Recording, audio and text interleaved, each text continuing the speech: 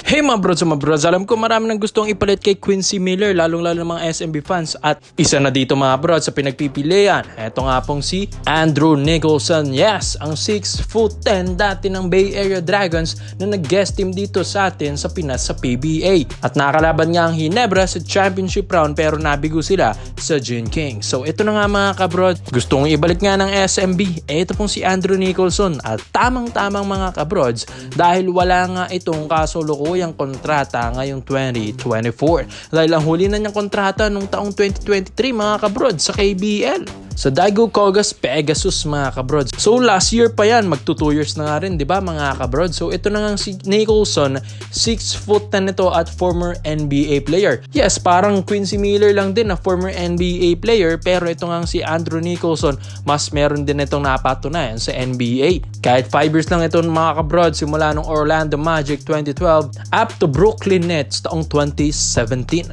So kaysa dito kay Quincy Miller, mas maganda naman ang footwork nito ni Andrew Nicholson mga kabrods sa ilalim. At isa pa dito, mas matutulungan nga ito pong si Jomar Fajardo. Di ba nga hindi naman makakalusot ng championship round ang Bay Area Dragons last year mga kabrods ng Commissioner's Cup 2023 kung hindi dahil dito kay Andrew Nicholson. Alam naman natin ang isa rin sa mga kapalitan niya doon ay itong si Miles Powell. Nagkataon lang talaga na mayroong ininda ito pong si Andrew Nicholson that time, pero ang daming pinahihirapan nito sa ilalim mga brods. Hindi man siya ganun ka-physical masyado na big man, pero napaka-effective at ang ganda ng footwork nito sa ilalim mga brods. Ang maganda dito kay Nicholson, meron pa itong outside shooting mga kabrods. Ito, yung isa rin sa mga dahilan kung bakit din ito nag-NBA mga brods. Isa rin ito sa mga sharp shooter ng Bay Area Dragons. Pagdating naman sa edad, 35 years old nga po ito pong si Andrew Nicholson. Kayang-kaya pa naman mga brods makipagsabayan nito dahil last year lang din naman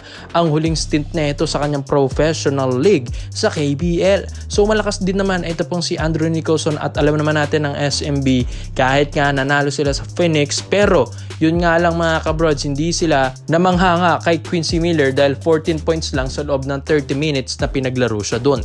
Kaya nga ito mga kabrods, si Nicholson, kung nanonood kayo ng Bay Area Dragons dati ng guest team sa Commissioner's Cup last year, ay isa ito sa mga gumagawa ng 20 puntos or 30 puntos pataas. Ito pong si Nicholson mga kabrods, malakas, malaki at effective, maganda pa ng footwork sa ilalim. Kaya nga ang SMB, why not kunin nila ito? Maski nga yung Miles Powell gusto ring bumalik sa PBA once na matawagan ito ni Chris Ross dahil kaibigan yan. How much more pa, ito pong si Andrew Nicholson na nag-guest team na rin dito sa PBA at may contact na rin ito sa San Miguel Beermen, of course mga kabrods, dahil syempre alam na rin ni Andrew Nicholson kung paano maglaro sa Beermen, paano talunin at paano palanunin ang Beermen mga kabrods. Kaya dito masusubukan ito pong si Nicholson sa pagbalik niya sa PBA pero SMB. Pero ito nga mga brods, pinag-isipan at pinagmimitingan pa ito ng Beermen kung itutuloy nila ito pong si Andrew Nicholson. As of now kasi obserbahan din nila yung laban ng Beermen, lalong-lalo na may laban pa ang Beermen against NLEX mamaya 7:30 PM sa Inaris Center Antipolo. Kaya doon nila makikita kung talagang papalitan ba't dapat palitan ito pong si Quincy Miller mga kabrods. Pero itong sa reservang import nila na si Andrew Nicholson ay para sa akin mga brods, why not subukan? Malay natin mas maging effective ito kaysa kay Quincy Miller mga brods. Kaya komento mo lang mo dito mga brods ha. 6'10" Andrew Nicholson, former NBA player to SMB. So dito naman po tayo sa kabilang balita naman natin mga kabrods. Natatandaan nyo ba ito pong si Andre Robertson, ito pong 6'7" dati na ginawang import ng SGA or Strong Group Athletics mga kabrods na naglaro sa Dubai. So magaling itong si Andrew Robertson mga kabrods. Kung hindi nyo lang alam dahil former NBA player ito at grabe nga ang SGA kung sino-sino mga NBA, former NBA star ang kinukuha nila dito. Dahil mas kilala ngang shooter ito pong si Andre Robertson dito sa OKC at 7 years pa siya mga brods na tumagal dito as steady shooter ng Oklahoma City Thunder simula 2013 to 2020 mga kabrods. At naglaro sa Brooklyn Nets taong 2021 na nag-trade na siya doon mga kabrods. At ang huli na niyang pinaglaruan, kasalukuyang pinaglalaruan niya, ito pong LDLC Asvel Basket na Pro League sa France mga kabrods. So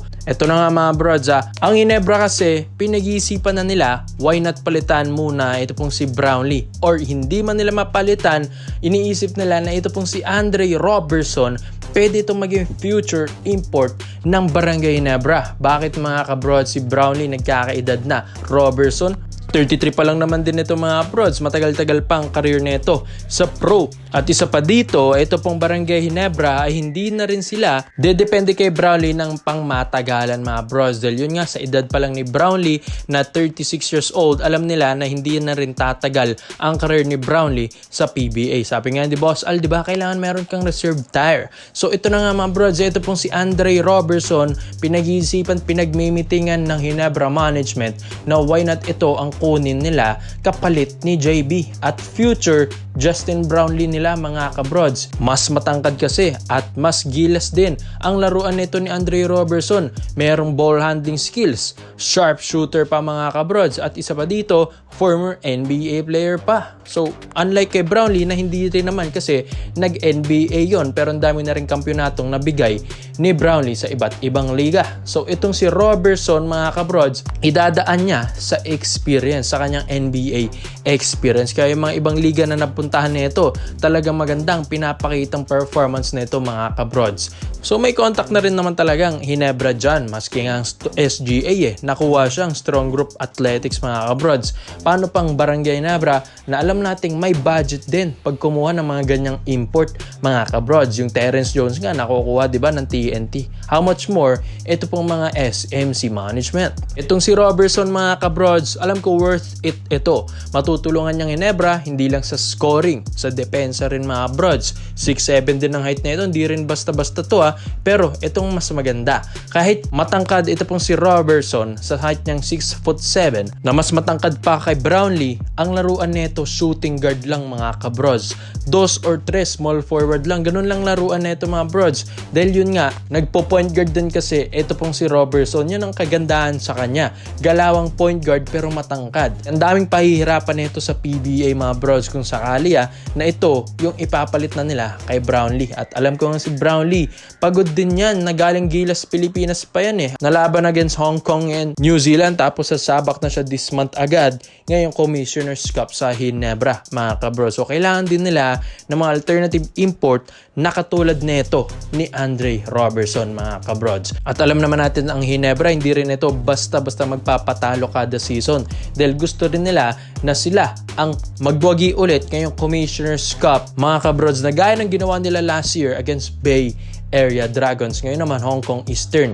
Hindi natin alam kung makaka-advance sa championship yun, pero matcha-challenge yung mga SMC teams doon mga kabrods Kaya ko mga brods, ito po bang si Andre Robertson, ito ba yung talagang kapalit na ni Justin Brownlee, at dapat bang palitan si JB, at mas worth it ba ito pong si Robertson? Kaya komento mo lang po mo dito mga brods at isa-isa natin yan. Salamat po sa panonood mga brods This is Overrated Highlights yun lang. I'm out.